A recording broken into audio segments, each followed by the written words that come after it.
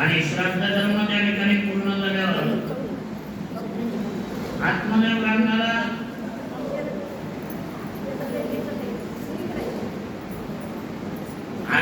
लागणारा त्या ठिकाणी आत्मदेव लागणारा हेच पाहिजे होता नाही का. आणि आत्मदेव लागणारा एक त्रास होता, आत्मदेव लागणारा एक त्रास होता, पण आणखीन एक त्रास होता. काय दुःख आणखीन एक होतं. काय दुःख होतं?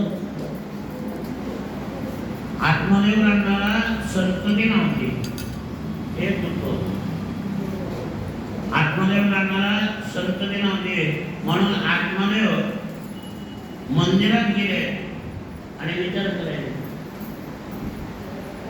आत्मदेव लागणारा पाहिल्यावर एक संन्यासी महाराज, त्या संन्यासी महाराजांना विचारलं, काय झालं देवा? आत्मदेव ब्राह्मण म्हणले, माझी बायको वागायला वाईट आहे, पण मला संतती नाही. त्या संन्यासी महाराजांना एक फळ दिलं आणि ते फळ बायकोला खायला दे म्हणून सांगितलं. आता वास्तविक पाहता सांगण्यासारखं खूप व्यवस्था आहे, पण आपल्या कथेचा टाईम होऊन गेला नाही का. म्हणजे सांगण्यासारखं भरपूर आहे बघा. ज्याला मुलगा आहे ते कुठत आहे, ज्याला नाही ते कुठत आहे, आणि ज्याला बाळ आहे ते कुठत आहे. आणि मग मुलगा नसलेलाही कुठत आहे. आता नाही नसलेला कुठला तर ते कळत नाही माणसाला नाही का. ज्याला नाही चालत ते एक असला तर त्यामध्ये काय सांगावं, आणखीन एक होऊ दिला असतो तर बरं झालं असतं. का वाईट वागायचे नाही का. आणि ज्याला बाळ आहेत ते कुठत आहे, बाळ आहेत ते कामून कुठत आहे. म्हणजे ते काय आहे, त्या दिवशी एका 12 मुलाचा बाप हाताने भाकरी करू लागला. आणि मुलं चांगल्या नोकरीला होते, ग्रॅज्युएट झालेले मुलं, 12 मुलं चांगले शिकलेले आणि नोकरीला चांगले होते. ना म्हणलं, बाबा तुम्ही भाकरी हाताने करून करायचे. म्हणजे मोठ्या सोनाच्या बाळणपणाला गेली म्हणजे बायको, बाळणपणाला गेली. आणि पुन्हा आल्यावर करेन ना तिथं काय भाकरी, पुन्हा आल्यावर करेन. आता मला सुना किती, 12 सुना आहे. पहिलीचं झालं की दुसरीचं, दुसरीचं झालं की तिसरीचं, असं बाळंपण येतच मला. म्हणून 12 महिने मी माझी भाकर हाताने टाकून खातो. म्हणजे 12 लेकराला कुठत आहे, ज्याला नाही ते कुठत आहे, आणि जे आहे ते कुठत आहे नाही का. त्या आत्मदेव लागणारा मुलगा नाही म्हणून आत्मदेव लागणारा त्या संन्यासानं फळ दिलं आणि ते बायकोला खाऊ घाला असं सांगितलं. फळ घेतलं आणि फळ त्या ठिकाणी बायकोला आणून दिलं. फळ घेतलं बायकोनं, पण तिला भरोसा बसला नाही ना या फळानं मला लेकरू होईनच का नाही असा विचार केला.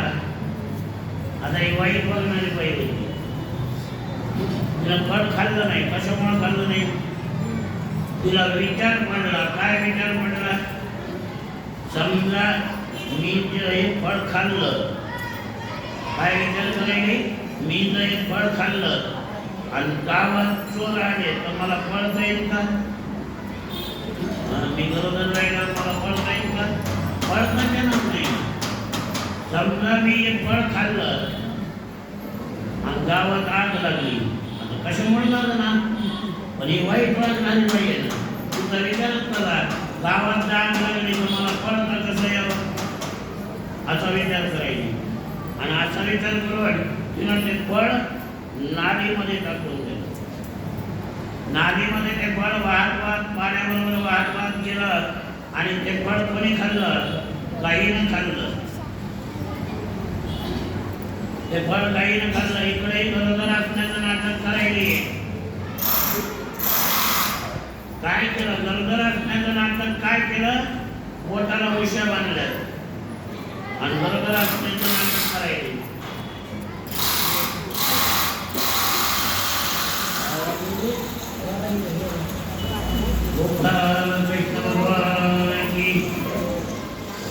काहीतरी त्या ठिकाणी उशा बांधल्या पोटाला आणि नाटक करायला मी गरोदर असलं. आता तुम्ही म्हणता नाटक केलं तर ठीक आहे, पण उद्या समजा 9 महिने 9 दिवस पूर्ण झाले, मग तर लेकरू दाखवावं लागेल ना तिला. म्हणून तिने योजना केली होती. काय योजना केली होती? त्याच गावामध्ये तिची बहीण राहत होती. त्या बहिणीला पुष्कळ लेकरं बाळ होते, आताही लेकरं होणार होतं. म्हणून तिनं बहिणीला सांगितलं, हे बघ, किती पैसे लागू दे, जेवढे पैसे म्हणतील तेवढे मी द्यायला तयार आहे, पण काय कर, हे झालेलं लेकरू मला दे. आता हे लेकरू चांगलं म्हणून हिला चांगलं चांगलं खाऊ घालायले. कोणाला बहिणीला फळण, मिरताळण, केशरण, इकडं बहिणीलाही 9 महिने 9 दिवस पूर्ण झाले आणि इकडं गाईलाही 9 महिने 9 दिवस पूर्ण झाले. गाईलाही मुलगा झाला. कसा? गाईचे कान असणारा, गाईसारखे कान असणारा आणि माणसाचं शरीर असणारा. गाईलाही मुलगा झाला आणि इकडं बहिणीलाही मुलगा झाला. गाईला जो मुलगा झाला, गाईसारखे कान होते म्हणून त्याचं नाव गोकर्ण.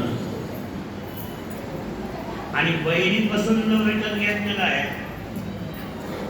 तो मुलगा बहिणीपासून आणला आणि